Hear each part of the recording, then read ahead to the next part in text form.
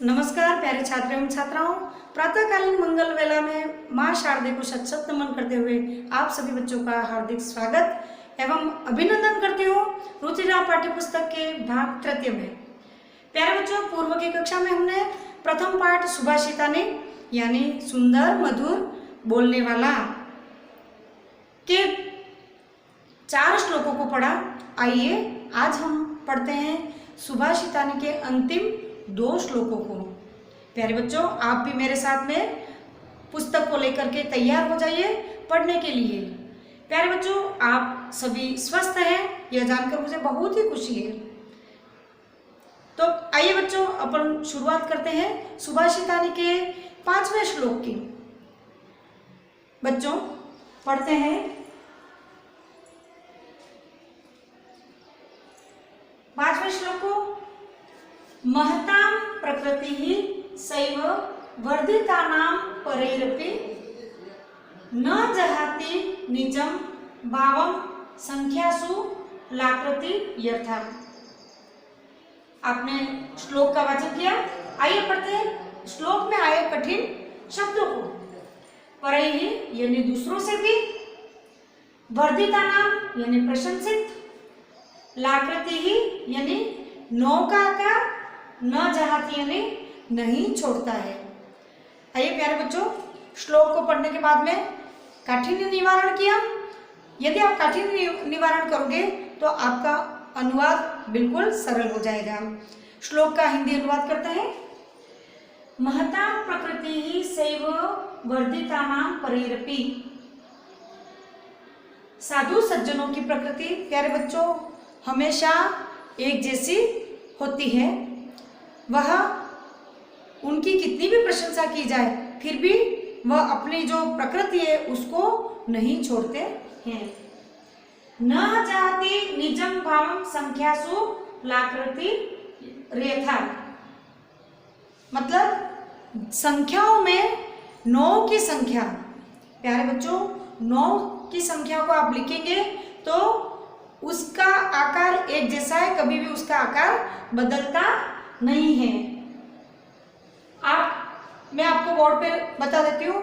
जैसे कि 9 की संख्या आपने लिखी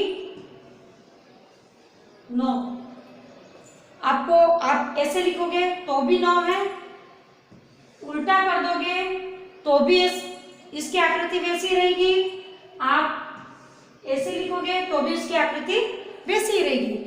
9 की आकृति कहने का मतलब कभी भी अपना स्वभाव और छोड़ता नहीं है, परिवर्तन नहीं करता है। ठीक उसी प्रकार से प्यारे बच्चों साधु सज्जन लोग होते हैं, वह कभी भी अपनी जो स्वभाव है, अपनी जो प्रकृति है उसको नहीं छोड़ते हैं। तो ये तो बताया आपको साधुओं की सज्जनता, उनकी महानता को लेकर के। पूर्व में भी इसी प्रकार के श्लोकों को हमने पढ़ा। आइए प्यारे बच्चों पढ़ते हैं श्लोक नंबर 6 को। 6ठे श्लोक में है, स्त्रियायां रोचमानायां सर्वं तत् रोचते कुलं तस्यां त्वरोचमानायां सर्वमेव न रोचते। प्यारे बच्चों, श्लोक में जो कठिन शब्दार्थ हैं उनको पढ़ते हैं। रोचमानायां यानी प्रसन्न रहने पर, रोचते यानी अच्छा लगता है, सर्वम यानी सब कुछ, अरोच या नाम यानी अप्रसन्न रहने पर। प्यारे बच्चों, पूर्व श्लोक में हमने सज्जनों की प्रकृति को पढ़ा। आइए 6ठे श्लोक में सुभाषितानी के अंतिम श्लोक में पढ़ते हैं स्त्रियों की जो गुण है, स्त्रियों की गुण के बारे में इसमें व्याख्या की गई है। स्त्रियायां रोचमानायां सर्वं तत् रोचते कुलम। प्यारे बच्चों, शास्त्रों में भी कहा गया है यस्य नार्यस्तु पूज्यन्ते रमन्ते तत्र देवताः। मतलब जिस घर में नारी का सम्मान किया जाता है उस घर में देवता भी रमते हैं, वास करते हैं, निवास करते हैं, प्रसन्न होते हैं। ठीक उसी प्रकार से प्यारे बच्चों अपने घर में, हर घर में स्त्री अगर प्रसन्न रहती है, तो उसका पूरा कुल, उसका पूरा वंश वह प्रसन्न रहता है। और जहाँ पर प्रसन्नता रहती है वहाँ आलस्यता, दरिद्रता और जो क्लेश, राग, द्वेष, ईर्ष्या अपने आप स्वतः ही दूर भागते हैं। इसलिए प्यारे बच्चों, हमेशा हमें प्रसन्न रहना चाहिए, हंसते रहते, खिलखिलाते, मुस्कुराते रहना चाहिए। खास करके अपने जो घर में माँ, बहन, दादी हैं उनका सम्मान करना चाहिए, उनको हमेशा प्रसन्न रखना चाहिए। प्यारे बच्चों, अगर घर में वो खुश रहेगी तो देखो अपनी माँ खुश रहेगी, घर में अच्छा काम करेगी, आपको अच्छा बना बना करके खिलाएगी, आपके कपड़े धोएगी और साथ में आपको जीवन जीने के आदर्शों को, अच्छे गुणों का संस्कार और उसकी परवरिश भी आपको अच्छे तरीके से कर पाएगी।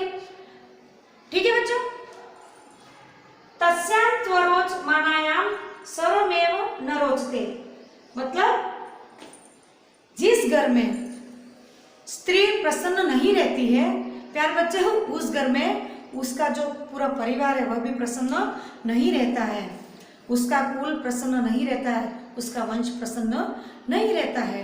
पूर्व में ही बताया यस्य नार्यं पूज्यन्ते, मतलब जिस घर में नारी की पूजा की जाती है वह घर, उस घर की महिमा, उसकी खुशहाली, उसकी सुख समृद्धि कुछ अलग ही होती है।